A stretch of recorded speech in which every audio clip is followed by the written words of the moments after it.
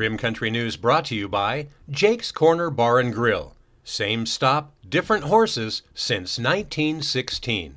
And by Terlucas and Brandt, CPA PLLC, with a long history of providing quality CPA services right here in Rim Country. On this Thursday, April 21st, for Tano TV, K-Rim Radio News, and Global Trails Media, I'm Randy Roberson with your Rim Country News headlines. An Arizona wildfire nearly tripled in size as relentless winds pushed the flames through neighborhoods on the outskirts of Flagstaff, keeping hundreds of residents away from their homes and destroying more than 24 structures. The blaze continued its run Wednesday through dry grass and scattered ponderosa pines around homes into volcanic cinder fields where fire officials said roots underground can combust and send small rocks flying into the air. Well, persistent spring winds and in the 50-mile-an-hour range have really been hindering firefighters and even grounded air resources. This is a heads up for everyone else in the state, said Fire Information Officer Dick Fleischman. If you have dry grass up next to your house, it's time to get it cleaned up. Fire managers are contending with tight resources as wildfires burn around the Southwest. The U.S. has 16 top-level national fire management teams, and 4 of those are dedicated to blazes in Arizona and New Mexico. Something Fleischman said is pretty rare for this early in the wildfire season. Hundreds of people have been evacuated because of the wildfires north of Flagstaff and south of Prescott here in Arizona. Over in New Mexico, the Mora County Sheriff's Office issued mandatory evacuations for more residents as wind-fueled blaze there that has burned more than 14 square miles since Sunday. Red flag warnings were on tap across New Mexico on Wednesday and through the rest of the week, for that matter. Winds were a bit lighter on Wednesday in Arizona, but will strengthen today and Friday, according to Mark Stubblefield of the National Weather Service. Now, the number of acres burned in the U.S. so far this year is about 30% above the 10-year average. Some residents' homes were burned to the ground, and that, though the Coconino County folks haven't said exactly yet how many. Now, one man who was reportedly trapped in his home by the flames was able to get out. Coconino County Sheriff spokesman John Paxson said yesterday that firefighters were expected to move through neighborhoods to cool down any smoldering spots and assess what's most at risk. Paxson said no injuries or deaths have been reported. The wildfire's size has surpassed another that burned in the same area back in 2010.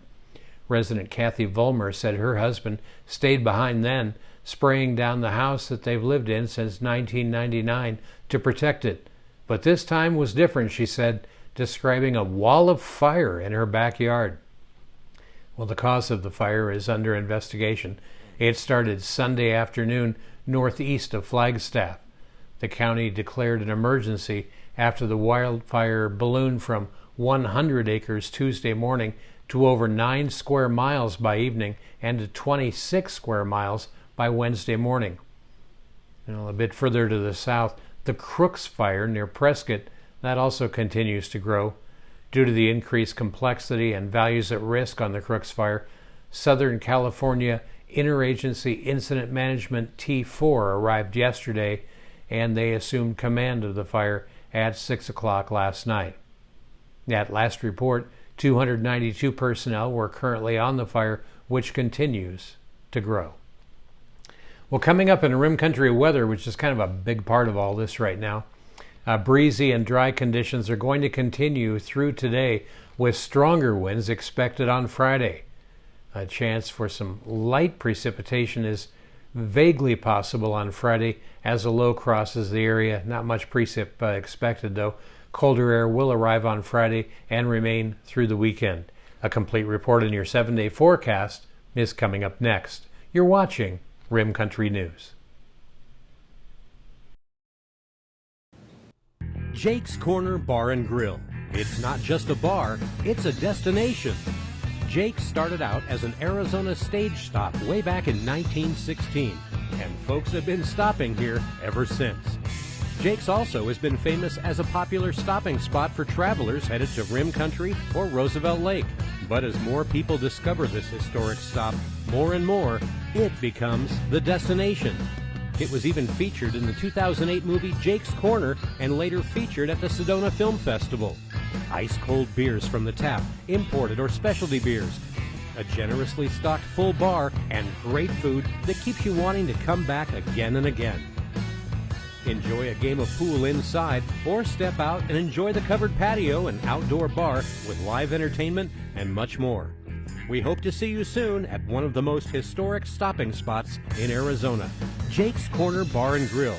It's not just a bar, it's a destination. Hi, I'm Michael Dowling with the Old County Inn and Pinewood Tavern. So we've been using Terlucas and Brandt probably for the last 4 years. They've been really awesome to work with, Amy and Marguerite. They do everything now from pretty much all of our payroll needs, pay all of our taxes. They even help us on Fridays to pick up our checks, which is great since they're local. But I pretty much use them for everything. They've been awesome to work with, and they take off all the things I don't have to worry about as far as taxes go, so I can concentrate on my business. But as for now, they're pretty much doing all of my personal taxes, all of our payroll needs, all of our business taxes, and very affordable and just awesome to work with, and they're local. So we really appreciate them, and they've been a great partner with us so far.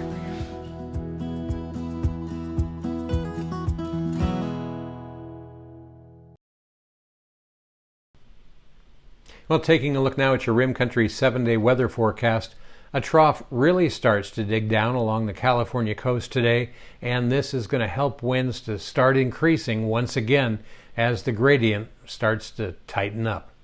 Now, while today looks to be a rather benign weather day, the increased winds will allow things to dry out even a little bit more through the day today, and relative humidity values are going to drop into the teens in most areas.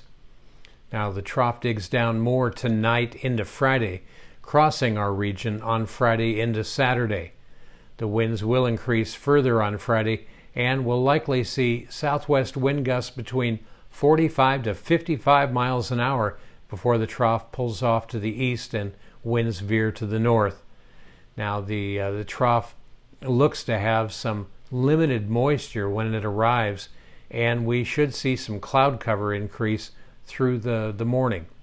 Now, a few light snow or rain showers are also possible, but forecast model values remain pretty slight, and still not too much confidence that we're going to see anything close to a much needed wetting of the ground.